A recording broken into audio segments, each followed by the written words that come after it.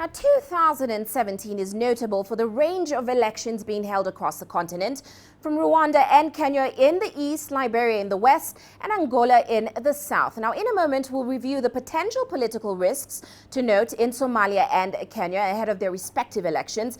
But first, here's CGTN's Ramah Nyang with an overview of what you should expect across the continent.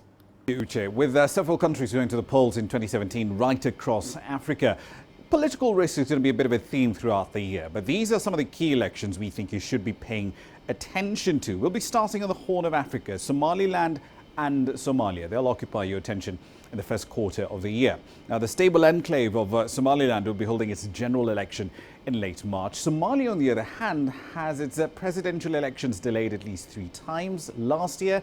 Now they've been pushed into 2017. We still don't have a very precise date on when exactly legislators will finally assemble and pick a president. Thereafter, we move into East Africa. Rwanda is our first stop, and then Kenya. They take center stage in early August. A December 2015 referendum effectively removed term limits, effectively clearing a path for the current president, Paul Kagame, to run for the post again if he wants to do so. In the last such election in 2010, he got 93% of the vote.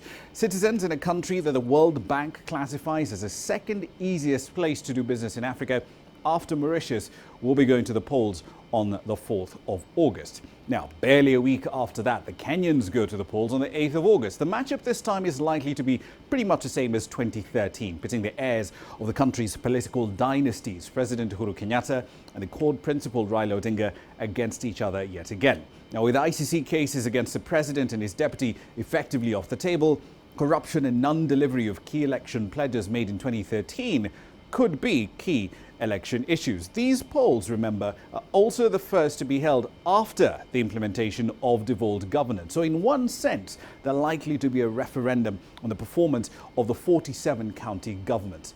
After East Africa, we turn our attention to Angola. They go to the polls in August as well, this time though to elect their legislators. Now, the thing is, the leader of the party with the majority seats in Angola's parliament automatically becomes the president.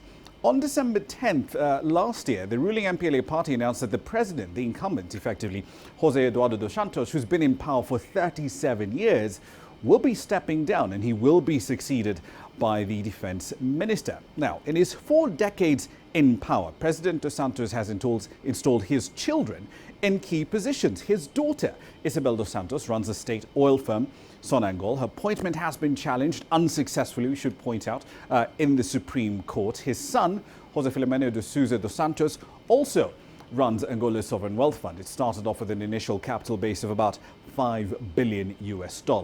Now, at the end of the day, it's not clear exactly if this country, the DRC, will be holding its elections this year. President Joseph Kabila's term in office ended effectively on the 19th of December last year, but he didn't step down. And electoral officials have consistently argued that they simply do not have all the logistics in place to hold an election at least until 2018.